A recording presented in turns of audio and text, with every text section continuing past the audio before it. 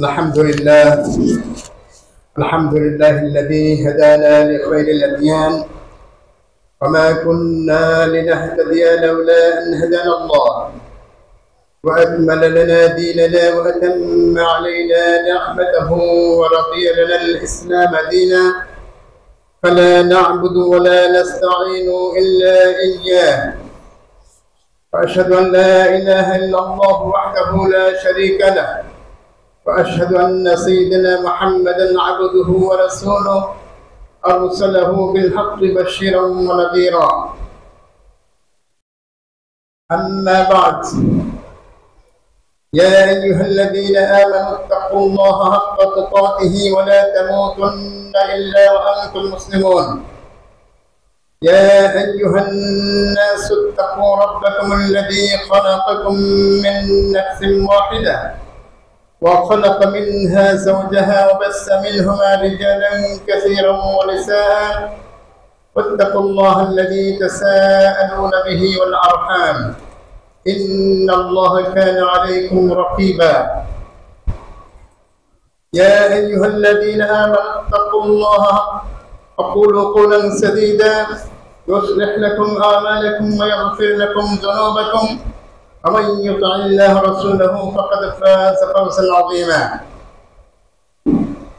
فإن خير الحديث كتاب الله وخير الهدي هدي محمد صلى الله عليه وسلم وشر الأمور محدثاتها وكل محدثة بدعة وكل ضلالة في النار. فيا عباد الله، قال الله سبحانه وتعالى في كلامه المجيد: أعوذ بالله من الشيطان الرجيم. أأنتم من في السماء أن يخسف بكم الأرض فإذا هي تمور أم أمنتم من في السماء أن يرسل عليكم حاصبا فستعلمون كيف نذير. وقال الله سبحانه: ظهر الفساد في البر والبحر بما كسبت أيدي الناس ليذيقهم بعض الذي عملوا لعلهم يرجعون. قل سيروا في الأرض فانظروا كيف كان عاقبة الذين من قبل كان أكثرهم مشركين. فقد جاء في الحديث عن أبي هريرة رضي الله تعالى عنه قال رسول الله صلى الله عليه وسلم: لا تقوم الساعة حتى يقبض العلم وتكثر السلاسل. رواه مسلم البخاري। সম্মানিত দিনদার ভাইরা, আসসালামু আলাইকুম ওয়া রাহমাতুল্লাহ। মহান আল্লাহ তাআলার দরবারে অসংখ্য হামদ ও সানা পেশ করছি, যে মহান রব্বুল আলামিন মেহেরবানি করে আজকের এই গুরুত্বপূর্ণ দিন, জুমার দিনে আমাদেরকে মসজিদে একত্রিত হওয়ার তৌফিক দিয়েছেন। সেজন্য শুকরিয়া আদায় করছি, আলহামদুলিল্লাহ। দুরূদ ও সালাম পেশ করছি সর্বকালের সর্বশ্রেষ্ঠ নবী ও রাসূল মুহাম্মদ সাল্লাল্লাহু আলাইহি ওয়াসাল্লামের প্রতি, যিনি পৃথিবীর সকল মানুষের হেদায়েতের জন্য পৃথিবীতে এসেছিলেন। আল্লাহ তাআলার সকল হুকুম আহকাম বিধিবিধান আমাদের নিকট পৌঁছে দিয়েছেন। পরকালে যিনি আমাদের জন্য নাজাতের ওসিলা হবেন, সুপারিশ করবেন, সে নবীর প্রতি অসংখ্য অগণিত দুরূদ ও সালাম পেশ করছি সাল্লাল্লাহু আলাইহি ওয়াসাল্লাম। সম্মানিত ভাইরা,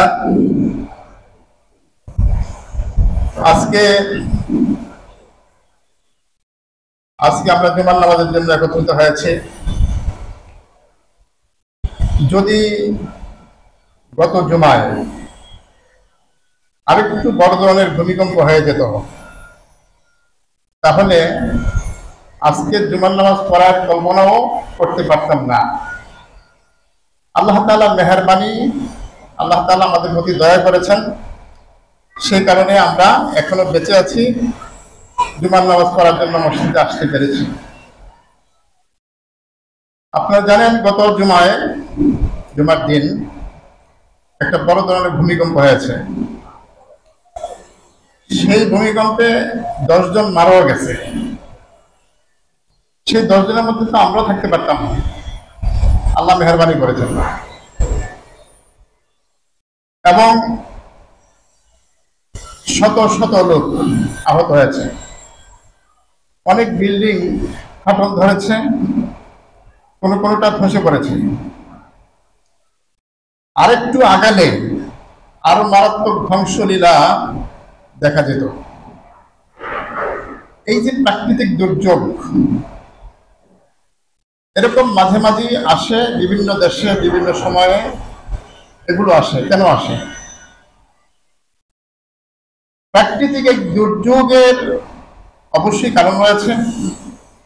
সেই কারণগুলো এবং তার থেকে আত্মরক্ষার উপায় কি, এই বিষয় হচ্ছে আজকে আমাদের জুমার আলোচ্য বিষয়। সম্মানিত ভাইরা, আল্লাহ তাআলা আমাদেরকে সৃষ্টি করেছেন ইবাদতের জন্য। আমাদেরকে সৃষ্টি করেছেন 4টা উপাদান দিয়ে। সেই উপাদানগুলো হচ্ছে মাটি, পানি, আগুন, বাতাস। এগুলোর সমন্বয়ে মানুষের সৃষ্টি। মাটির পরিমাণই সবচেয়ে বেশি, এরপরে পানি, এরপরে বাতাস, আগুন। এই উপাদানগুলি দিয়ে আল্লাহ তাআলা মানুষ সৃষ্টি করেছেন এবং এগুলো দিয়ে আমাদেরকে বাঁচিয়ে রেখেছেন। যেমন আমরা বসবাস করি, বাড়িঘর বানাই, ফল ফসল উৎপাদন করি এই মাটি থেকে। এই মাটি ছাড়া বসবাসের কোনো উপায় আমাদের নেই। আমাদের লালন পালন, খাওয়া দাওয়া সহ অনেক কিছু এই মাটির উপর আমরা করে থাকি। এরপরে পানি। আমাদের দেহের প্রায় 70% হচ্ছে পানি। এই পানির অপর নাম হচ্ছে জীবন। পানি ছাড়া চলে না, একেবারেই চলে না। অতএব এই পানি দ্বারা আল্লাহ আমাদেরকে বাঁচিয়ে রেখেছেন, ভালো রেখেছেন। এরপরে বাতাস। আল্লাহ রাব্বুল আলামিন রূহ ফুঁকে দিয়েছিলেন আদম আলাইহিস সালাম। তো এই বাতাস, শ্বাস প্রশ্বাস, আমরা বাতাসের মাধ্যমে, মানে শ্বাস প্রশ্বাসের মাধ্যমে আমরা বাতাস থেকে অক্সিজেন গ্রহণ করি। এই অক্সিজেন টিকে থাকার জন্য আমাদের জন্য বিরাট একটা ব্যাপার। অতএব বাতাস না হলে বেঁচে থাকা সম্ভব নয়। এরপরে আগুন। আগুনের ব্যবহার তো আমরা জানি, রান্না বান্না সহ আরো অনেক কাজে আগুনের ব্যবহার আছে। অতএব এগুলো আমাদের বেঁচে থাকার জন্য বিরাট সহায়ক।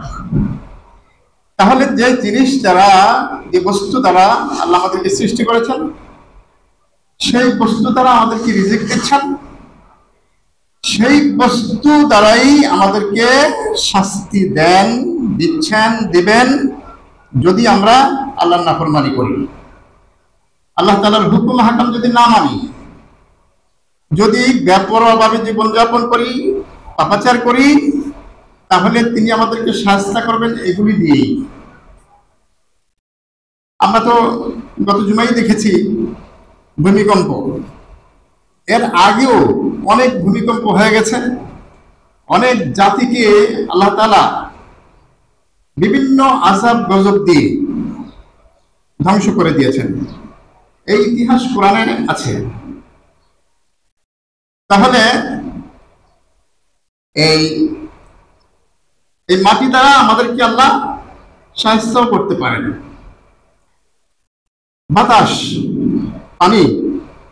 নূহ আলাইহিস সালামের সময়ে যে প্লাবন হয়েছিল সেটা তো পানি দিয়ে নাকি, বন্যা, প্লাবন। একবারে সেই প্লাবনে যত কাফের ছিল পৃথিবীতে সব তলিয়ে দিয়েছেন, ডুবিয়ে মেরেছেন। এভাবে যুগে যুগে বন্যা, তারপরে এই খারাপ পানি, এগুলোর মাধ্যমে আল্লাহ আমাদেরকে শাস্তি দেন, ধ্বংস করেন। অথচ পানির নাম, অপর নাম জীবন। এভাবে আগুন আগুন যদি কোথাও একবার জ্বলে ওঠে তাহলে মাটি ছাড়া আর কিছুই থাকে না, সবই জ্বালিয়ে পুড়ে ছাই করে দেয়। অথচ এই আগুনও আমাদের বেঁচে থাকার জন্য একটি কারণ। তাহলে আমরা বুঝতে পারি যে আল্লাহ তাআলা যেই উপাদান দিয়ে, যে বস্তু দিয়ে আমাদেরকে সৃষ্টি করেছেন, সেই বস্তু দিয়েই আমাদেরকে বাঁচিয়ে রেখেছেন, জীবন ধারণের সহায়ক করেছেন। এবং আমরা অন্যায় কাজ করলে আমাদেরকে ভালো পথে ফিরিয়ে আনার জন্য আল্লাহ তাআলা ছোট বড় এই বস্তু দ্বারা শাস্তি দিয়ে আমাদেরকে সতর্ক করেন, সাবধান করেন। যারা সতর্ক হয়, সাবধান হয়, তারাই কল্যাণময় জীবন পায়, পরকালেও তাদের নাজাতের ওসিলা হবে ইনশাআল্লাহ। আর যদি এই সতর্কতা তাদের কর্ণকুহরে না পৌঁছে, তারা সতর্ক না হয়, তাহলে দুনিয়ার পরিণতিও খারাপ, পরকালেও অবশ্যই খারাপ। দুনিয়ার জীবনটা দিয়ে বুঝতে হবে আমার পরকালীন জীবনটা কেমন হবে। সম্মানিত ভাইরা, এই ব্যাপারে আমরা পরিষ্কার ধারণা পোষণ করতে পারি যে আমাদের অপরাধ, আমাদের পাপ, আমাদের নাফরমানি, আমাদের অবাধ্যতার কারণেই আল্লাহ তাআলা বিভিন্ন সময় বিভিন্ন শাস্তি দিয়ে থাকেন। কিন্তু ধর্মীয় শিক্ষা ছাড়া, কুরআন সুন্নাহর শিক্ষা যাদের নাই, তারা এটা বুঝেও না, বলেও না। আপনারা দেখবেন মিডিয়াগুলোতে এখন ব্যাপকভাবে প্রচার হচ্ছে যে ভূমিকম্প কেন হলো, এই ভূমিকম্প কেন হলো, এটা তারা বলতে গিয়ে বলে যে আমাদের দেশটা 3টা টেকটনিক্স প্লেটের উপর অবস্থিত। এই টেকটনিক্স প্লেটগুলো যখন সরে যায়, ঘর্ষণ লাগে, ধাক্কা লাগে, তখন ভূমিকম্প হয়। এখন যদি প্রশ্ন করা হয় যে এগুলো কেন সরে যায়, কেন ধাক্কা লাগে, কেন ঘর্ষণ লাগে, কারণ কি, তখন এর কোনো জবাব এরা দিতে পারবে না, দিচ্ছেও না। এর জবাব ওদের কাছে নাই। তারা যেটা বর্ণনা করে সেটা হলো ভূমিকম্পের ধরন, কারণ না। আর আল্লাহ ভূমিকম্পের কারণ বলেছেন। ঝড় তুফান সহ প্রাকৃতিক দুর্যোগ যত আছে সেগুলো কেন দেন আল্লাহ, এগুলো কারণ কোরআন সুন্নাহয় বর্ণনা করা হয়েছে। ইতিহাস যদি দেখেন তাহলে দেখবেন নূহ আলাইহিস সালামের আগে, আদম আলাইহিস সালাম থেকে শুরু করে নূহ আলাইহিস সালামের পূর্ব পর্যন্ত প্রাকৃতিক কোনো দুর্যোগ ছিল না। ভূমিকম্প ছিল না, বন্যা, প্লাবন, সাইক্লোন, এ ধরনের যত ধরনের আযাব গজব এর পরে শুরু হয়েছে, এগুলি কিছুই নূহ আলাইহিস সালামের আগে ছিল না। কারণ কি, কারণ হচ্ছে ওই সময় মানুষ ছিল তাওহীদের উপর, শিরক বিদআত তারা বুঝতো না, তারা ইসলামের উপর অবিচল অটল ছিল, তারা পাপ করতো না, করতে জানতো না। সে কারণে তাদের উপর আল্লাহ এরকম সামগ্রিক আযাব গজব দেন নাই। কিন্তু নূহ আলাইহিস সালাম থেকে শুরু, যখন নূহ আলাইহিস সালামের কথা মানলো না, তারা ইবাদত করলো না, আনুগত্য করলো না, তখন থেকে আল্লাহ তাআলা তাদের উপর আযাব গজব দেওয়া শুরু করেছেন, যেটা অব্যাহত আছে এবং ভবিষ্যতে আরো বাড়ার সম্ভাবনা রয়েছে। এবং হাদিস থেকে আমরা এই ভবিষ্যৎবাণী জানতে পারি। সম্মানিত ভাইয়েরা, কোরআনে একটা সূরা, গুরুত্বপূর্ণ সূরা, তার নাম মুলক, যেই সূরাটি আল্লাহর রাসূল প্রতি রাতে পড়তেন, এবং যারাই প্রতি রাতে এই সূরাটি পড়বে তারা কিয়ামতের দিন নাজাত পাবে। এই সূরা আল্লাহর সাথে ঝগড়া করে বান্দাকে জান্নাতে পৌঁছে দেওয়া আগ পর্যন্ত সে থামবে না। এবং কোন কোন রাওয়াতে পাওয়া যায় যে কবর আযাবও মাফ হবে। এই সূরার মধ্যে গুরুত্বপূর্ণ দুটো আয়াত আছে, সতর্কবাণী। সেটা হলো আমিনতুম মান ফিস সামাই আন ইয়াখসিবা বিকুমুল আরদা ফাইযা হিয়া তামুর আম আমিনতুম মান ফিস সামাই আন ইউরসিলা আলাইকুম হাসিবা ফাসাতা'লামুনা কাইফা নাযির। সূরা মুলকের 16-17 নম্বর আয়াত। এখানে আল্লাহ তাআলা ইরশাদ করেন যে তোমরা কি নিরাপদ হয়ে গেছো, নিশ্চিত হয়ে গেছো? যিনি আকাশে আছেন অর্থাৎ আল্লাহ রাব্বুল আলামিন, তিনি তোমাদেরকে মাটির নিচে ধসিয়ে দেবেন না, তোমাদেরকে মাটির নিচে ধসিয়ে দেবেন না। তোমরা কি ব্যাপারে নিশ্চিত হয়ে গেছো? এরপরে বলা হয়েছে তোমরা কি এই ব্যাপারে নিরাপদ মনে করো, নিরাপদ হয়ে গেছো এই সেই আল্লাহ তাআলার ব্যাপারে যে তিনি তোমাদেরকে কঙ্কর সহ ঝঞ্ঝা বায়ু দিয়ে তোমাদেরকে শাস্তি দেবেন না, তোমাদের শাস্তি করবেন না। তোমরা কি ব্যাপারে নিশ্চিত?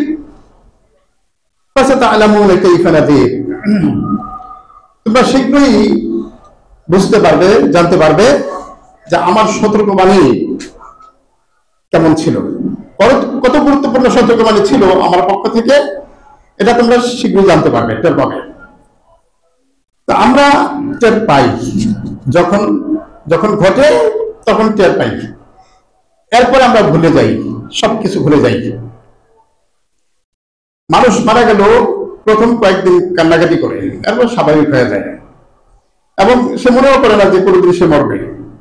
বিপদ আসলে আল্লাহ যদি বিপদ থেকে দূর করে দেন, বিপদ ভালো করে দেন, যে আল্লাহকে বিপদ থেকে বাঁচার জন্য কতভাবে ডাকলো, সে আল্লাহ যখন বিপদ দূর করে দিল তখন সে শিরক করে বসলো, অথবা সে আল্লাহকে ভুলেই গেল, তার মনেই নেই। এরকম ঘটনা অহরহ ঘটছে। সম্মানিত ভাইরা, আল্লাহ তাআলা আমাদেরকে সতর্ক করছে কোরআনে বারবার, আল্লাহ রাসূল সতর্কবাণী দিয়েছেন। অতএব এই ক্ষেত্রে আমরা যদি সতর্ক না হই, সাবধান না হই, তাহলে আমাদের জীবন দুনিয়াতে খারাপ হবে এবং পরকালেও খারাপ হবে। তো এই প্রাকৃতিক এই দুর্যোগ এগুলির ব্যাপারে আল্লাহ তাআলা আরো বলেছেন সূরা নাহলের 45 নম্বর আয়াত, সেখানে আছে আফা আমিনাল্লাযীনা মাকারুস সাইয়্যাতি আন ইয়াখসিফাল্লাহু বিহিমুল আরদা আও ইয়াতিয়াহুমুল আযাবু মিন হাইথু লা ইয়াশউরুন। যারা অন্যায়কারী যে সমস্ত লোকেরা রয়েছে, এদেরকে আল্লাহ ধসিয়ে দেবেন অথবা এমন আযাব দিবেন যে সম্পর্কে তারা কখনোই কল্পনা করে নাই, কখনো চিন্তা করে নাই। এই ধরনের আযাব আল্লাহ পাপিষ্ঠদেরকে দিয়ে আল্লাহ ধ্বংস করবেন। সূরা রুমের 41-42 নম্বর আয়াতে আল্লাহ তাআলা ইরশাদ করেন, ظهر الفساد في البر والبحر بما كسبت أيدي الناس ليذيقهم بعد الذي عملوا لعلهم يرجعون। জলে এবং স্থলে যত বিপর্যয় দুর্ঘটনা ঘটে, বিপদ আপদ আসে, সেগুলো মানুষের হাতের কামাই। তার মানে কি, এগুলো মানুষের উপার্জিত। তারা এই যে অন্যায় করেছে, অপরাধ করেছে, পাপাচার করেছে, সেগুলোর কারণেই এগুলি ঘটে এবং আল্লাহ তাআলা তাদের শাস্তি করবেন তাদের এই আমলের কারণে, এই কাজের কারণে। আর এই শাস্তি আল্লাহ দেন এই জন্য যাতে তারা ফিরে আসে, যাতে তারা সংশোধন হয়ে যায়, সতর্ক হয়ে যায়, সাবধান হয়ে যায়। সেজন্য আল্লাহ তাআলা এই বিপদ আপদ দিয়ে থাকেন। এরপরে 42 নম্বর আয়াতে, সূরা রুমের 42 নম্বর আয়াতে আল্লাহ তাআলা বলেন, কুল সিরু ফিল আরদি ফানজুরু কাইফা কানা আকিবাতুল লাযিনা মিন ক্বাবলু কানা আকসারুহুম মুশরিকিন। হে রাসূল, আপনি বলে দেন যে তোমরা সফর করো, ভ্রমণ করো, দেশে দেশে ঘুরো, যে সমস্ত এলাকায় আল্লাহ শাস্তি পাঠিয়েছিলেন, ধ্বংস করেছেন, সেই ধ্বংস প্রাপ্ত জায়গাগুলি ঘুরে দেখো যে সেখানে কি অবস্থা, তোমরা দেখো। কারণ ওই সমস্ত এলাকাগুলি দেখলে, ঘুরলে, তখন তোমার মনে হবে যে আমাদের মতো একসময় ওরাও জীবিত ছিল, ওরাও শান শওকতে জীবনযাপন করেছিল, আজকে ওরা কোথায়, কি পরিণতি ওদের হয়েছে, এর থেকে শিক্ষা গ্রহণের জন্য তোমরা সফর করো এবং ঘুরে ঘুরে দেখো সেই ধ্বংসপ্রাপ্ত জাতিগুলির অবস্থা কি। একটা সিরাতুন নবী গ্রন্থে পড়েছিলাম, সিরাতে সরওয়ারে আলম, কোন এক জায়গায় যেখানে আগে কোন এক জাতিকে ধ্বংস করা হয়েছে, সেই জাতির এলাকায় এমন একটা ভয়াবহ অবস্থা ওই এলাকাটায় যে কোনো কিছু ওখানে পড়লেই তলিয়ে যায়। তো পাকিস্তানের একজন সেনা কর্মকর্তা একটা হেলিকপ্টার নিয়ে ওই এলাকায় এরকম ঘটে কেন পরীক্ষা করার জন্য সেখানে গিয়েছে। উপর থেকে রশি দিয়া একটা বালতি ছেড়ে দিয়েছে, বালি পরীক্ষা করবে। তো ওই বালতিটা ছেড়ে দেওয়ার সাথে সাথে এটা তলিয়ে গেছে, টান দেওয়ার পরে শুধু দড়িটা ফিরে আসছে, বালতির খবর নেই, তাও পুরা পুরা অবস্থায়। এই অবস্থা থেকে সে দ্রুত স্থান ত্যাগ করেছে। তার মানে কি এখনো সে এলাকায় যেন আযাব চলছে। এই ঘটনা একটি সিরাত গ্রন্থে পড়েছি। হতে পারে এটা সত্য মিথ্যা আল্লাহ ভালো জানেন। তবে আল্লাহ রাসূল এই সমস্ত এলাকাগুলিতে সাহাবা একরামগণ যখন কোনো প্রয়োজনে ওই সমস্ত এলাকার পাশ দিয়ে যেতে চাইতেন, তাদেরকে সতর্ক করতেন আল্লাহ রাসূল যে খবরদার ওখানে অবস্থান করবে না এবং দ্রুত চলে যাবে, আর যদি যেতেই হয় তাহলে কান্নারত অবস্থায় যেতে পারবে, কান্নারত অবস্থায়। কারণ হতে পারে যে ওই আযাবে তুমিও আক্রান্ত হয়ে যেতে পারবে। এই জন্য আল্লাহ রাসূল এ ব্যাপারে সতর্কবাণী দিয়েছেন। যে এলাকায় নূহ আলাইহিস সালামকে লূত আলাইহিস সালামের নগরী যে এলাকাটা ধ্বংস হয়েছে, পুরো উল্টে দেওয়া হয়েছে, সে এলাকায় নাকি এখনো নিশ্চিত বুদবুদ আসে। ওটা কারণ যে এলাকা ডুবে গেছে সে এলাকা থেকে নাকি এখনো বুদবুদ আসে। তবে হাদিস থেকে জানা যায় যে ওই এলাকাটা এখনো কারণকে তার মানে ধনসম্পদ সহ মাটির নিচে দাবিয়ে দেওয়া হচ্ছে এবং সে দেবে চলছে, কেমন পর্যন্ত মানে নিচে দাবতেই থাকবে। ওখান থেকে বুদবুদ আসে। একজন বললো যে দেখে এসেছে ওখানে। সম্মানিত ভাইরা, আল্লাহ তাআলা অতীতের এরকম অনেক জাতিকে ধ্বংস করে দিয়েছেন। সেই ধ্বংসস্থানগুলো এখনো আছে এবং কিয়ামত পর্যন্ত আল্লাহ এটি রাখবেন যেন মানুষ শিক্ষা গ্রহণ করতে পারে। সেজন্য তো এ ব্যাপারে আমরা জানি এই আদ সামুদ এই দুই জাতি খুব শক্তিশালী জাতি ছিল। তাদের একটা কঙ্কাল দেখলাম একবার পত্রিকায়। সেই কঙ্কালে 22 ফুট লম্বা, কঙ্কালটা 22 ফুট লম্বা। আর কোরআনে তাদের দৈহিক শক্তির কথা আছে, বর্ণনার কথা আছে যে এরকম শক্তিশালী জাতি আল্লাহ কখনো আর তৈরি করেন নাই। তাহলে এই বিশাল দেহের অহংকারে তারা আল্লাহ রাসূলকে অমান্য করলো, আল্লাহ তাআলার সাথে অহংকার করলো, ফলে আল্লাহ তাদেরকে ধ্বংস করে দিয়েছেন বিভিন্ন অপরাধের কারণে। তো এই সমস্ত জাতি তারা বলেছিল যে নবীদেরকে বলেছিল যে তুমি যদি সত্য লোক হয়ে থাকো তাহলে তোমার আযাব নিয়ে আসো। আদ সামুদ উপজাতি এরকম আযাব চেয়েছিলেন, এরপরে ঠিকই আযাব আসছে, সেটা আর ফিরে দিতে পারে নাই। আপনার এই যে কি বলে আবু জাহেল, সেও তো বদর যুদ্ধে যাওয়ার আগে কাবা শরীফের গিলাফে ধরে আল্লাহর কাছে দোয়া করেছেন, হে আল্লাহ, যদি মুহাম্মদ যদি সত্যবাদী হয়ে থাকে তাহলে আমার ধ্বংস করে দিও, অর্থাৎ মিথ্যাবাদীদেরকে তুমি ধ্বংস করো। তো শেষে জীবিত আল্লাহ এমন ভাবে ধ্বংস করছেন যে বড় বড় জাতির কুরাইশ নেতাগুলি বদর যুদ্ধে শেষ খতম, দোয়া কবুল করছেন আল্লাহ। তো এরকম আল্লাহ তাআলা কারণকে ধনসম্পদ সহ তলিয়ে দিয়েছেন মাটিতে, এরপরে ফেরাউনকে ডুবিয়ে দিয়েছেন। প্রায় 10-11 লক্ষ ফেরাউন সৈন্যবাহিনী সহ পুরাটা সাগরে তলিয়ে দিয়েছেন। এরপরে এই যে আমরা সূরা ফিল পড়ি, আলাম তারা কাইফা ফাআলা রাব্বুকা বিআসহাবিল ফিল, এই সূরার মধ্যে আব্রাহার বাহিনীর ধ্বংসের ঘটনা আছে। তারা কাবা শরীফ ভাঙতে এসেছিল, লক্ষাধিক সৈন্য, কেউ বাঁচতে পারে নাই। ছোট্ট ছোট্ট পাখি ছোট্ট ছোট্ট পাথরের কোনা দিয়ে উপর থেকে এমন ভাবে বর্ষণ করেছে, বোমা বর্ষণের মতো অবস্থা, গোটা বাহিনী মাটির সাথে মিশে গেছে। একেবারে পশুর চিবানো মানে খাদ্যের মতো তারা একেবারে তরল হয়ে গেছে, গুঁড়ো গুঁড়ো হয়ে গেছে।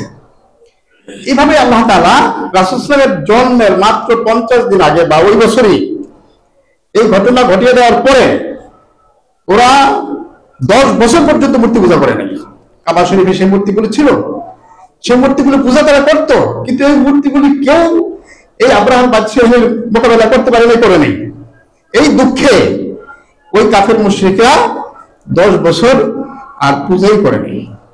যে এরা তো রক্ষা করতে পারলো না, করলো কারা? করলো আল্লাহ তাআলা পাঠানো আবাবিল, মানে পাখি, তৈরন আবাবিল। তো আল্লাহ তাআলা যুগে যুগে এভাবে আযাব গজব দিচ্ছেন আমাদেরকে শাস্তি করার জন্য। এই শাস্তি আবার কখনো আসে যুদ্ধ আকারে, মানে যুদ্ধ আকারেও আল্লাহ এরকম শাস্তি দিয়ে থাকেন। এটিও কোরআন হাদিস দ্বারা প্রমাণিত। এই যে আব্বাসীয় আমলে Hulagu Khan, Genghis Khan, Hulagu Khan যে ধ্বংসলীলা চালিয়েছে এই মধ্যপ্রাচ্যে, সেখানে অবাক হওয়ার মতো বিষয়, শত শত শহর ধ্বংস করেছে, লক্ষ লক্ষ মানুষ তারা জবাই করেছে, হত্যা করেছে। শুধু বাগদাদ শহরেই 20 লক্ষ মানুষ ছিল, তার মধ্যে 16 লক্ষ কি তারা হত্যা করেছে। 20 লক্ষের মধ্যে 16 লক্ষ কি তারা হত্যা করেছে, গোটা শহর ধ্বংস করেছে। এবং সেখানে জ্ঞান বিজ্ঞানের যে বিশাল গবেষণা পত্র ছিল, বই পুস্তক ছিল, সেগুলো সব ধ্বংস করেছে। সেখানকার ইউনিভার্সিটি ছিল দুনিয়ার সেরা ইউনিভার্সিটি, ইউরোপ আমেরিকা থেকে তারা এখানে লেখাপড়া একজন আসতো, সেগুলো তাইগ্রিস নদীতে নিক্ষেপ করে সব ধ্বংস করেছে। ওই সময়ে বিমান বানিয়ে 2.5 ঘন্টা আকাশে উড়িয়েছিল মুসলমানরা। জ্ঞান বিজ্ঞানে যে ইতিহাস দেখলে দেখবেন সেখানে অনেক উন্নতি করেছিল, কিন্তু সব ফিনিশ করে দিয়েছে হালাকু খান, চেঙ্গিস খান। এভাবে যুগে যুগে আল্লাহ বিভিন্ন আকারে শাস্তি দিয়েছেন, কিন্তু মানুষ বুঝে না। এই যে গত 19-20 সালে 21 সালে করোনা ভাইরাস কি তাণ্ডবলীলা চালালো। বিশ্বের মহাশক্তিধর রাষ্ট্রগুলো, পরাশক্তিগুলি বড় বড় অস্ত্র নিয়ে চুপচাপ বসে থাকা ছাড়া তাদের কোনো গন্তব্য ছিল না, কিছুই করতে পারে না। করোনা ভাইরাস যেটা চোখে দেখাই যায় না, তার বিরুদ্ধে তারা কি করবে?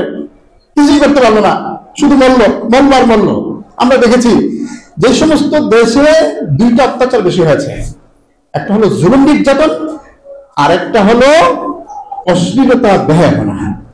যেই দেশে সবচেয়ে বেশি হয়েছে সেই দেশের মৃত্যুর হার সবচেয়ে বেশি, অথচ ওরাই জ্ঞানে বিজ্ঞানে সবচেয়ে ভালো, জ্ঞানে বিজ্ঞানে ওরাই সবচেয়ে উপরে, আর মৃত্যুর দিক থেকে ওরাই সবচেয়ে বেশি ক্ষতিগ্রস্ত হয়েছে।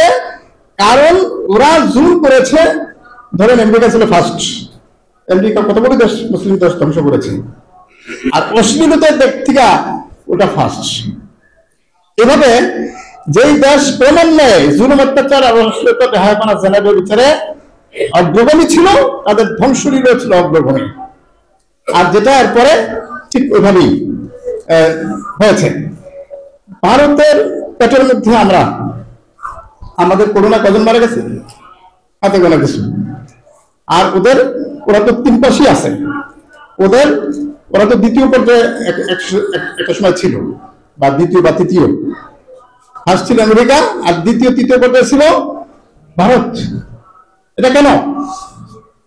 এগুলি মানুষ বুঝে না, এগুলি চিন্তা করে না। যদি চিন্তা করতো তাহলে পাপাচারে লিপ্ত হতো না। সম্মানিত ভাইরা, আল্লাহ তাআলা যে বিভিন্ন জাতিকে ধ্বংস করেছেন, সেই ধ্বংসলীলা আমাদের চোখের সামনে রাখতে হবে, শিক্ষা নিতে হবে, সাবধান হতে হবে। তাহলে আশা করা যায় যে আমরা ক্ষতিগ্রস্ত হব না। এ ব্যাপারে হাদিসেও কিছু কথাবার্তা আছে।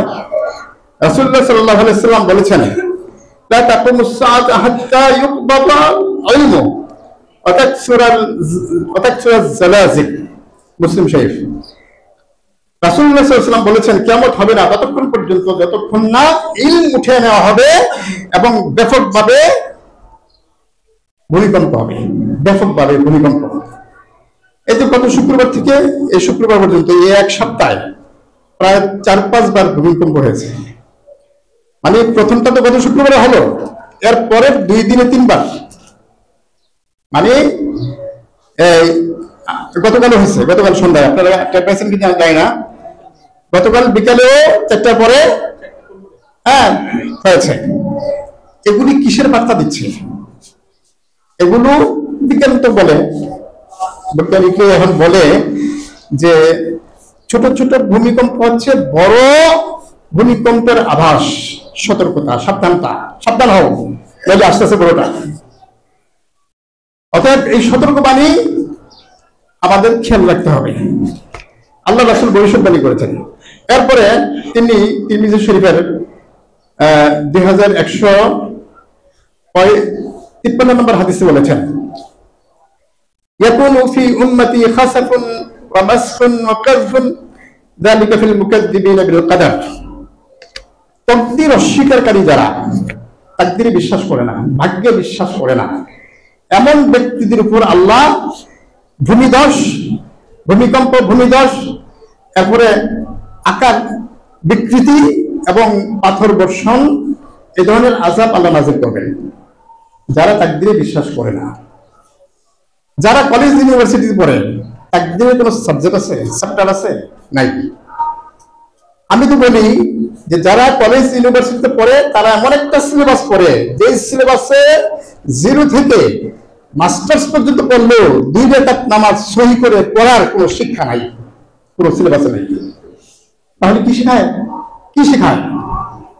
যিনি সৃষ্টি করলেন, যিনি রিজিক দিচ্ছেন, যিনি ধ্বংসের কথা জানিয়ে দিয়েছেন এবং পরকাল আছে এবং পরকালে তার প্রায়শ্চিত্ত বরণ করতে হবে, সেগুলো সব বাদ দিয়ে কিসের শিক্ষা? এই শিক্ষার মূল্য কি? এই শিক্ষার দরকার কি? এই শিক্ষা তাদেরকে কি দিচ্ছে? কি দিচ্ছে আমাদেরকে? বিষয়গুলি দেখা দরকার, বোঝা দরকার। কেবল ভূমিকম্প এলে আর ওই যে সুনামি আসলে মোকাবেলা করবে, মোকাবেলা, নাউজুবিল্লাহ। শিরক। কিসের মোকাবেলা? করোনা মোকাবেলা করে গিয়েছেন। আল্লাহ তাআলার শক্তির কাছে আপনি কত তুচ্ছ, এগুলি কি এখনো টের পান নাই? এখনো বোঝা যায় না? তাহলে কিসের বাহাদুরি?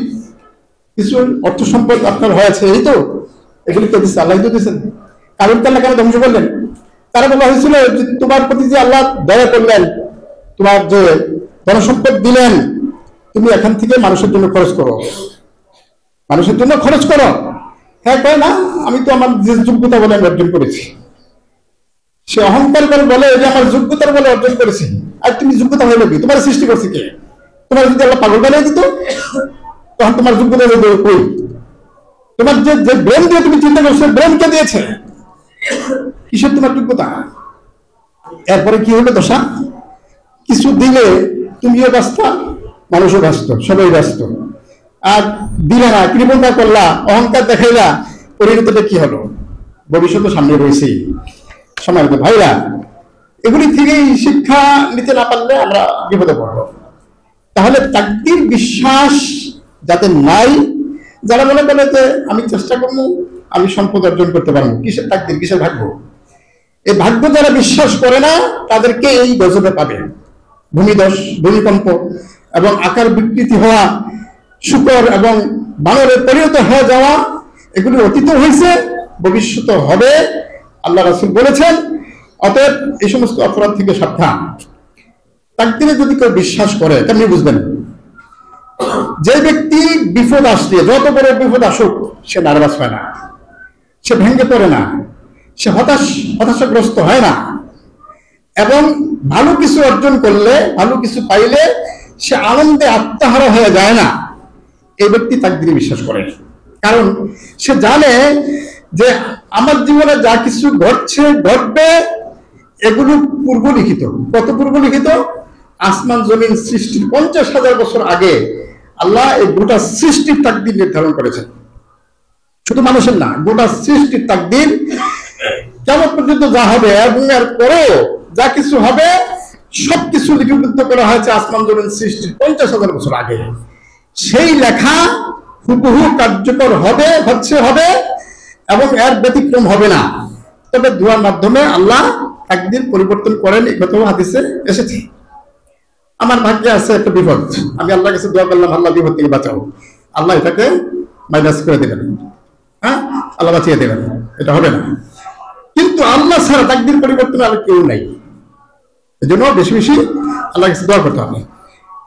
সম্মানিত ভাইরা, তাহলে জানা, ব্যভিচার, অশ্লীলতা, বেহায়াপনা, আত্মীয়তা সম্পর্ক ছিন্ন, মদ, এই সমস্ত অপরাধ হচ্ছে এই আযাব গজবের একমাত্র কারণ। এই ব্যাপারে অনেকগুলো হাদিসই আছে, এই সবগুলোর কথা বলতে গেলে সময়ের ব্যাপার। তো আমি আর এই ব্যাপারে এই কারণ সম্পর্কে আর বেশি বলবো না।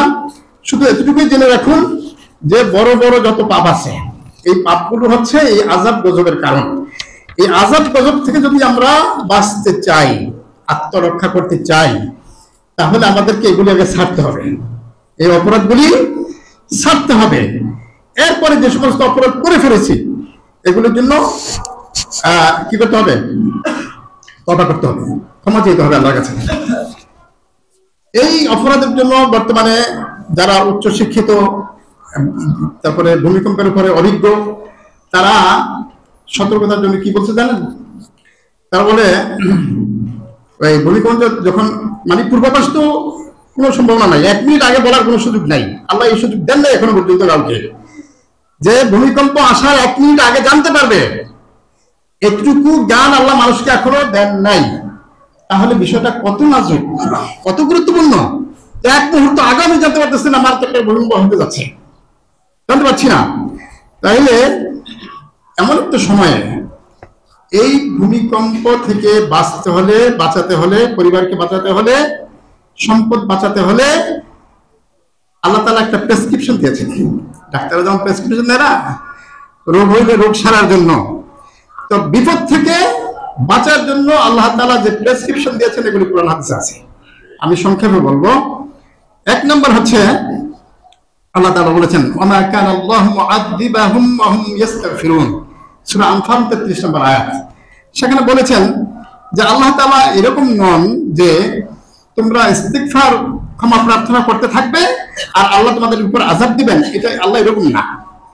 তার মানে তোমরা যদি ক্ষমা প্রার্থনা করো আল্লাহর কাছে, ইস্তিগফার করো, তওবা করো, তাহলে আল্লাহ তোমাদেরকে আযাব দেবেন না।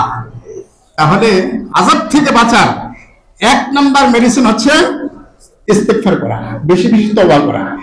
কোন সময় ভূমিকম্প আসে আমরা জানি না, অতএব সর্বাবস্থায় যতক্ষণ মনে থাকে সর্বাবস্থায় ইস্তিগফার, আস্তাগফিরুল্লাহাল্লাযী লা ইলাহা ইল্লা হুয়া আল-হাইয়ুল কাইয়্যুম ওয়া আতুবু ইলাইহি। এটা না বললে আস্তাগফিরুল্লাহ ওয়া আতুবু ইলাইহি, ছোট তো আস্তাগফিরুল্লাহ ওয়া আতুবু ইলাইহি বলতে সমস্যা কি? এর মাধ্যমে যদি আল্লাহ এই বিপদ থেকে বাঁচান তাহলে এটা কত বড় পাওয়া, বিশাল। অতএব আমরা বেশি বেশি ইস্তিগফার করব। 2 নম্বর হচ্ছে আল্লাহ তাআলার কাছে আশ্রয় চাওয়া, কারণ আশ্রয়ে একমাত্র আল্লাহর আশ্রয় কার্যকর, আর দুনিয়ার কেউ আশ্রয় দিতে পারবে না। যে দিবে হ্যাঁ আশ্রয় দেয় কি? আমরা বিভিন্ন সময় বিভিন্ন লোকদেরকে আশ্রয় দেই, তো তুমি আরেকজনের আশ্রয় দাও, তোমার আশ্রয় দেয় কি? আল্লাহ ছাড়া অন্য সমস্ত আশ্রয়স্থল হচ্ছে দুর্বল, খুবই দুর্বল। এর জন্য আশ্রয় যেতে হবে কার কাছে? আল্লাহর কাছে। সে আশ্রয়ের দোয়া আল্লাহ রাসূল আমাদেরকে শিখিয়ে দিয়েছেন, সেটা হলো আল্লাহুম্মা ইন্নী আউযু বিকা মিনাল হাদমি ওয়া আউযু বিকা মিনাত তারাদ্দি ওয়া আউযু বিকা মিনাল গারাকি ওয়াল হারিক। একটা বড় দোয়া, তার মধ্যে এই অংশটা বেশি জরুরি এই মুহূর্তে, এই সময়ে। অর্থাৎ হচ্ছে হে আল্লাহ, আমি আপনার কাছে আশ্রয় চাই মিনাল হাদমি, মানে ঘর চাপা পড়ে মরা থেকে। এরপরে ওয়া আউযু বিকা মিনাত তারাদ্দি, এবং উপর থেকে নিচে পড়ে যেয়ে মরা থেকে, এবং ডুবে মরা থেকে, আগুনে জ্বলা থেকে। একটা বিষয় জেনে রাখেন যে বড় ধরনের ভূমিকম্প যদি হয়, এখন তো বিশেষজ্ঞরা আশঙ্কাই করতেছেন 8-9 মাত্রার ভূমিকম্প হওয়ার মতো শক্তি রেডি আছে, যে কোনো মুহূর্তে বাস্ট হয়ে যেতে পারে, যে কোনো মুহূর্তে এটা হয়ে যেতে পারে। যদি হয় তাহলে কি হবে? গোটা শহর ধ্বংসস্তূপে পরিণত হবে। হতে পারে যে এই শহরকে সিলগালা করে দেবে যে এটা বাতিল, এখানে বসবাসের আর কোনো সুযোগ নাই, কারণ এগুলি কোথায় যাবে, কোথায় নেবে, কোথায় ফালাবে, কিভাবে পরিষ্কার করবে, সম্ভব না। এই জন্য বাতিল ঘোষণা হয়ে যেতে পারে। তো এই কারণে গ্যাসের লাইন ফেটে দিয়ে আগুন ধরে যেতে পারে, এরপরে সাপ্লাই পানি বন্ধ হয়ে যেতে পারে। তো আগুন যদি ধরে যায়, পানি যদি বন্ধ হয়ে যায়, যারা মরে গেছে তার তো ভালোই হলো আর কি। ভালো বললাম এই জন্য একটা হাদিস মনে পড়লো যে চাপা পড়ে যদি কেউ মরে সে শহীদ, তবে শর্ত হচ্ছে ইমান থাকতে হবে। যদি ইমান থাকে, চাপা পড়ে মরলে সে শহীদ মর্যাদা পাবে, দুনিয়ার কষ্ট থেকে সে বেঁচে গেল। কিন্তু যারা আহত হবে তাদেরকে উদ্ধার করবে কিভাবে? যদিও এখন ওই বিভিন্ন প্রচার মাধ্যম থেকে বলা হচ্ছে যে মাথার কাছে যেখানে শুইবেন সেখানে শুকনো খাবার রাখবেন, পানি রাখবেন, টর্চ রাখবেন, বাঁশি রাখবেন, যাতে করে আপনি চাপায় পড়লো সেখানে যেন আপনি পানি টানি খায়া, শুকনো খাবার কিছু খায়া, মানে অন্তত উদ্ধার পর্যন্ত আপনি জীবিত থাকতে পারেন, উদ্ধার করা পর্যন্ত সহায়ক হবে এগুলো। কিন্তু কতক্ষণ, কিভাবে? আপনি দেখেন শহর যেভাবে গড়ে উঠেছে, সেখানে যদি বড় ধরনের ভূমিকম্প হয়, বিজ্ঞানরা এখন বলে যে অর্ধেকের বেশি পড়ে যাবে। একটা রাস্তায় যদি একটা পড়ে তাহলে রাস্তাই বন্ধ, এখন উদ্ধার কাজ চালাবে কারা, কিভাবে সম্ভব? এরপর যারা আহত হবে চিকিৎসা করবে কোথায়? হাসপাতাল কি ভাঙবে না? ডাক্তার কি সব রেডি? তারা কি মরবে না?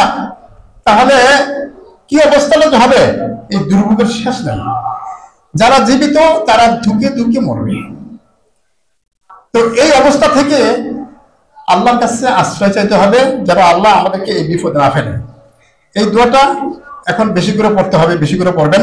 আল্লাহুম্মা ইন্নী আউযু বিকা মিনাল হাদমি ওয়া আউযু বিকা মিনাত তাওয়াদ্দি ওয়া আউযু বিকা মিনাল গারকি ওয়াল হারিক। এই দোয়াটা আবু দাউদ শরীফের 1552 নম্বর হাদিসে রয়েছে। এরপরে আল্লাহ রাসূল সকাল সন্ধ্যার দোয়া শিখিয়েছেন। সকাল সন্ধ্যার অনেকগুলো দোয়া আছে। এই দোয়াগুলির মধ্যে দুনিয়া আখিরাতের সমস্ত বিপদ আপদ মুসিবত থেকে রক্ষার জন্য, রোগ শোক থেকে রক্ষার জন্য, নিরাপত্তার জন্য দোয়া শেখানো আছে। সেই দোয়াগুলি পড়তে কত মিনিট? আপনার 10-15 মিনিট লাগবে বড় জোর। এই 10-15 মিনিট আপনি তো দেখে দেখে পড়তে পারেন। সকালে 10-15 মিনিট, বিকালে 10-15 মিনিট, ধরেন আধা ঘন্টা। এই আধা ঘন্টা সময়ের এই পড়া যদি, জিকির আজকার গুলো যদি আপনাকে বিরাট বিরাট বিপদ থেকে বাঁচিয়ে দেয়, তাহলে এটা কি কম কথা? কম কথা না, করা উচিত। আর তো নবী আসবে না, নতুন করে নবী আসবে না। মুহাম্মদ সাল্লাল্লাহু আলাইহি ওয়াসাল্লাম শেষ নবী ছিলেন, তিনি চলে গেছেন। আমাদের জন্য যা দরকার কিয়ামত পর্যন্ত সবকিছু তিনি দিয়ে গেছেন। এখন আমরা সেগুলোর থেকে যদি ফায়দা নিতে না পারি, তাহলে আমাদের বিপদ আমাদেরই থাকবে আর কি। আল্লাহ রাসূল আরো বলেছেন, এখানে সকাল সন্ধ্যার জন্য একটা দোয়া আছে, আল্লাহুম্মা ইন্নী আসআলুকাল আফওয়া ওয়াল আফিয়াতা ফিদ দুনিয়া ওয়াল আখিরাহ। আল্লাহুম্মা ইন্নী আসআলুকাল আফওয়া ওয়াল আফিয়াতা ফি দীনি ওয়া দুনিয়ায়া ওয়া আহলি ওয়া মালি। অনেকটা বোঝা না?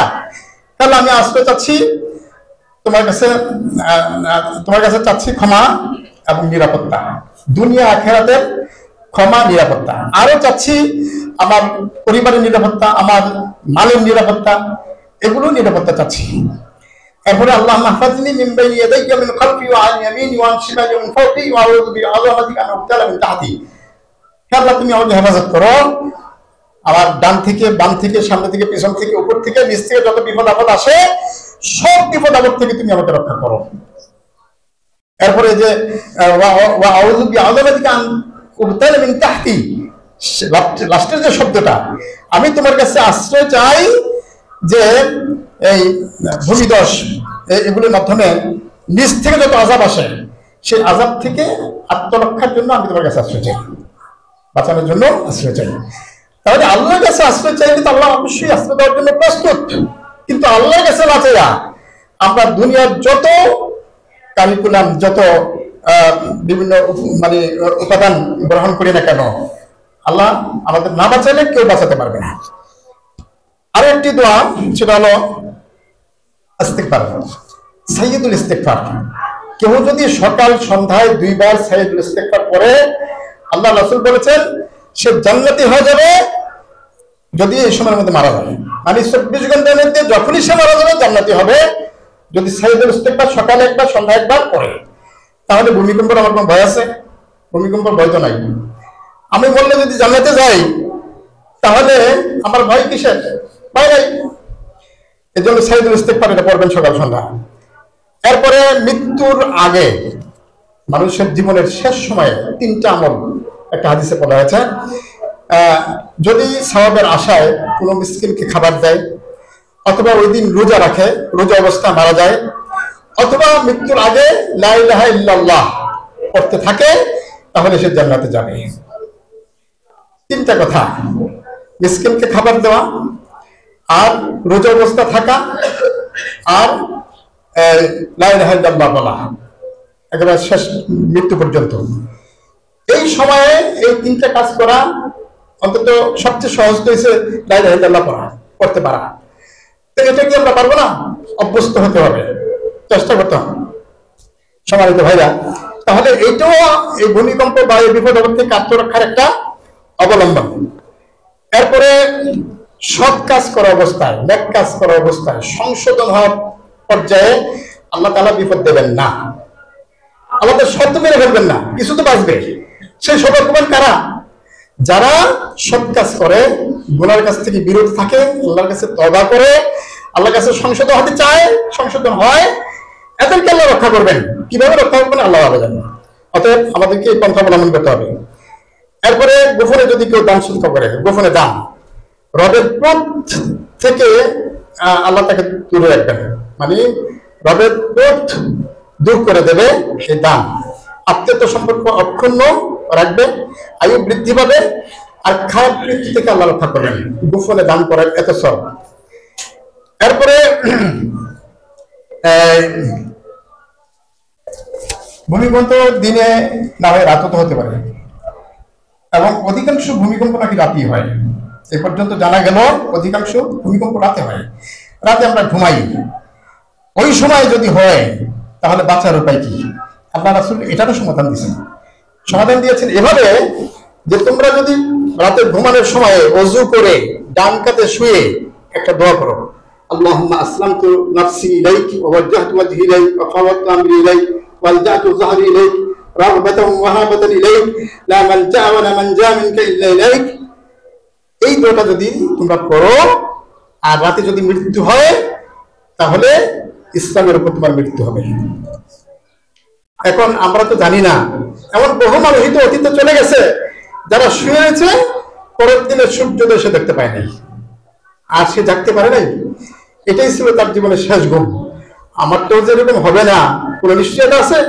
আর ভূমিকম্প যেভাবে শুরু হয়েছে, অতএব আমরা যদি বাঁচতে চাই, পরকালের দুনিয়া আখিরাতে রক্ষা পেতে চাই, তাহলে এই বিষয়গুলো খুবই দরকার। এগুলি সব হাদিস আছে, দোয়ার বই আছে, দোয়ার বই পড়বেন। তো আর যদি আমরা কেউ আহত হই তাহলে 2টা কাজ। একটা কাজ হচ্ছে সবর করা, ইন্নাল্লাহা মা'আস সাবিরিন, আল্লাহ ধৈর্যশীলদের সাথে থাকেন। আর 2 নম্বর কাজ হচ্ছে শুধু আল্লাহর কাছে সাহায্য চাওয়া, দ্বিতীয় আর কারো কাছে না। দ্বিতীয় কারো কাছে আপনি সাহায্য করবেন, সাহায্য চাইবেন। আপনি যার কাছে সাহায্য চাইবেন সেই তো আরেকজনের কাছে সাহায্য চায়। অর্থাৎ আল্লাহ তাআলার কাছে সাহায্য চাইতে হবে, আর সবর করতে হবে, ধৈর্য ধারণ করতে হবে আহত হলে। এই যে বিষয়গুলো বলা হলো এগুলো সব কোরআন এবং সহিহ সুন্নাহ থেকে বর্ণিত। অর্থাৎ এগুলো আল্লাহ তাআলা কর্তৃক আমাদের নিকট প্রেসক্রিপশন, আত্মরক্ষার, বেঁচে থাকার উপায়। অতএব আমরা এই বিষয়গুলো যেন বাস্তবায়নের জন্য চেষ্টা করি। আল্লাহ আমাদের তৌফিক দান করুন, আমিন। বারাকাল্লাহু লানা ওয়া লাকুম ফিল কোরআন।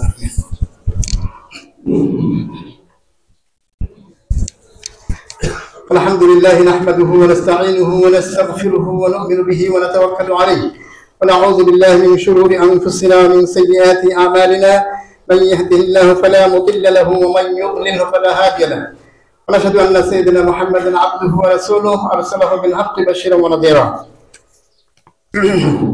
قال الله سبحانه وتعالى في كلامه المجيد ولنذيقنهم من العذاب الأدنى دون العذاب الأكبر لعلهم يرجعون সিজদা 21 নম্বর আয়াত। আল্লাহ তাআলা ইরশাদ করেন যে আমি বড় আযাবের পূর্বে ছোট ছোট আযাব দেই, এই কারণে যেন তোমরা সতর্ক হয়ে যাও, তোমরা ফিরে আসো। আল্লাহ তাআলা বড় বড় বিপদের আগে, বড় বড় শাস্তির আগে ছোট ছোট কিছু বিপদ দেন কেন? যাতে আমরা ফিরে আসি। সূরা তাওবার 126 নম্বর আয়াতে আছে যে আল্লাহ তাআলা বছরে তোমাদেরকে দুই একবার বিপদে ফেলেন যেন তোমরা আল্লাহর দিকে ফিরে আসো, আল্লাহর হুকুম আহকাম পালনের দিকে ফিরে আসো। তাহলে বিপদ আপদ আসার কারণ কি? কারণ হচ্ছে মানুষকে সতর্ক করা। এখানে রাসূলুল্লাহ সাল্লাল্লাহু আলাইহি ওয়াসাল্লাম একটি হাদিসে মুহাজ্জিরদের উদ্দেশ্যে বলেছেন যে তোমরা পরীক্ষায় অবতীর্ণ হবে, আমি আল্লাহর কাছে দোয়া করছি আল্লাহ যেন তোমাদেরকে সেই পরীক্ষা না ফেলেন। এরপর তিনি বলছেন যে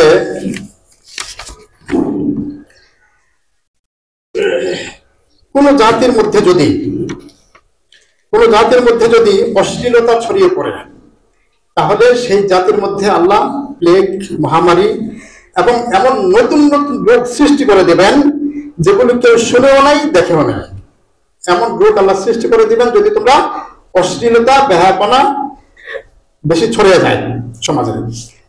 যে সমস্ত নারীরা বেপরদায় ঘর থেকে বের হয়, এর গার্জিয়ান যারা থাকেন তারা হচ্ছে দায়ুস। আল্লাহ রাসূল বলেছেন আদ-দায়ুস লা ইয়াদখুলুল জান্নাহ। একটা নারী যদি জাহান্নামে যায় বেপরদা হওয়ার কারণে, তাহলে তার পিতা, তার স্বামী এবং তার অপর কোনো গার্ডিয়ান যদি থাকে, এই তিনটা পুরুষ ছাড়া সে জাহান্নামে যাবে না। এই জন্য আমাদের সতর্ক হওয়া দরকার যে অপরাধ করে একজনে শাস্তি পায়, আরেকজনে, তাও একজন না, তিনজন দিয়ে সে জাহান্নামে যাবে। তো এ ব্যাপারে খুবই সতর্ক হওয়া দরকার। এরপরে আর এই পাপ এখন গোপন পাপ হয়ে গেছে। মোবাইলে কি করে না করে এগুলো আপনি জানবেন না। হঠাৎ একদিন বাস্তবে আপনি বুঝবেন যে এটা তো আশা করি নেই, আমার সন্তান এত খারাপ হতে পারবেন। হ্যাঁ, এই জন্য অ্যান্ড্রয়েড মোবাইল হাতে দেবেন না, দরকার নাই, ওদের দরকার নাই। এটা যদি কন্ট্রোল করতে পারেন তাহলে ওদেরকে সেভ করা যাবে, নইলে সম্ভব না। এরপর রাসূল সাল্লাল্লাহু আলাইহি ওয়াসাল্লাম বলছেন 2 নম্বরে, গোসল যদি কম দেওয়া হয় ব্যাপকভাবে, তাহলে সেখানে দুর্ভিক্ষ সৃষ্টি করে দিবেন আল্লাহ, বিপদ আপদ, এবং এমন শাসক দিবেন যে শাসক তাদের উপর নির্যাতন চালাবে। অতীতের অভিজ্ঞতা আমাদের আছে। এরপর যদি যাকাত না দেওয়া হয় সেখানে বৃষ্টি বন্ধ করে দেওয়া হবে। এই যে আদ বা সামুদ জাতির 3 বছর বৃষ্টি হয়নি, এরপরে আল্লাহ বড় আযাব দিয়েছে। ছোট আযাবের পরে বড় আযাব একবারে ধ্বংস করে দিয়েছেন। অর্থাৎ বৃষ্টি বন্ধের একটা কারণ হচ্ছে যাকাত না দেওয়া। এরপরে অঙ্গীকার যদি কেউ ভঙ্গ করে, আল্লাহ রাসূলের অঙ্গীকার ভঙ্গ করলে সেখানে বিজাতীয় শত্রু চাপিয়ে দেবেন, তারা আমাদের সম্পদ কেড়ে নেবে। আপনারা একটু চিন্তা করলে খুঁজে পাবেন যে এটাও হয়ে গেছে আমাদের দেশে হচ্ছে। এরপরে 5 নম্বর হচ্ছে কোরআন দ্বারা যদি শাসন না হয়, কোরআন সুন্নাহর মাধ্যমে যদি শাসন না হয়, সেখানে পরস্পর যুদ্ধ এবং মারামারি, কাটাকাটি, হানাহানি এবং দারিদ্রতা আল্লাহ সেখানে চাপিয়ে দেবেন। এগুলো হচ্ছে আমাদের দেশে। এই হাদিসটি ইবনে মাজাহ 4019 নম্বর হাদিস, ইবনে মাজাহ 4019 নম্বর হাদিসে এই কথাগুলো আছে। সম্মানিত ভাইরা, আসুন আমরা দুনিয়া এবং আখিরাতের শান্তির জন্য আল্লাহ তাআলার বিধান মেনে চলার চেষ্টা করি। আল্লাহ আমাদের তৌফিক দান করুন, আমিন। বারাকাল্লাহু লানা ওয়া লাকুম ফিল কুরআনিল আযীম। اللهم جنبنا المنكرات الاخلاق والاعمال والاهواء والادواء. اللهم جنبنا الفواحش ما ظهر منها وبطن. اللهم جنبنا الفواحش ما ظهر منها وبطن. اللهم انا نعوذ بك من الهدم ونعوذ بك من التردي ونعوذ بك من الغرق والحريق. ربنا لا تؤاخذنا إن نسينا أو أخطأنا. ربنا ولا تحمل علينا إصرا كما حملته على الذين من قبلنا. ربنا ولا تحملنا ما لا طاقة لنا به واعف عنا واغفر لنا وارحمنا أنت مولانا فانصرنا على القوم الكافرين. اللهم إنا نسألك موجبات رحمتك وعزائم مغفرتك والغنيمة من كل بر والسلامة من كل إثم والفوز بالجنة والنجاة من النار. اللهم لا تدع لنا ذنبا إلا غفرته ولا هما إلا فرجته ولا عيبا إلا سترته ولا دينا إلا قضيته ولا مريضا إلا شفيته ولا ميتا إلا رحمته ولا حاجة من حوائج الدنيا والآخرة يا لك رضا ولنا فيها صلاح إلا أنت قضيتها يا أرحم الراحمين.